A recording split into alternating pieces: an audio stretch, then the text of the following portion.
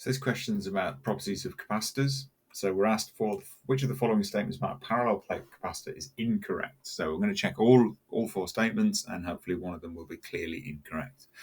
So the capacitance of a capacitor is the amount of charge stored by the capacitor when the PD across the plates is 1 volt. So the capacitance of a capacitor is given by Q equals CV.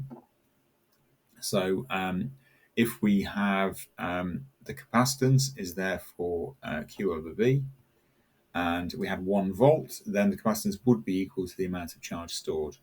So that seems valid. A uniform electric field exists between the plates of a capacitor. Generally speaking, we make that assumption. So we say that the plates are parallel in the capacitor for simplicity, and we would say that the field is pretty much uniform between them. So that's an assumption we make. So B is also fine.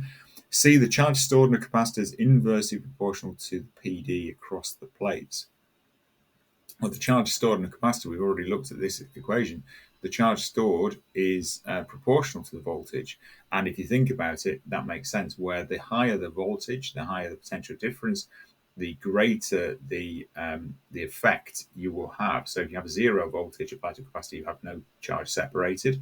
And if you have a large voltage, then a larger voltage will be more effective at separating charge. So you'll end up with more charge stored.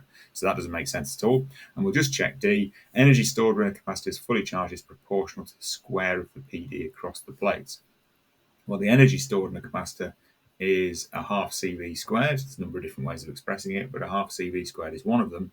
And so it is proportional to the square of the PD across the plates.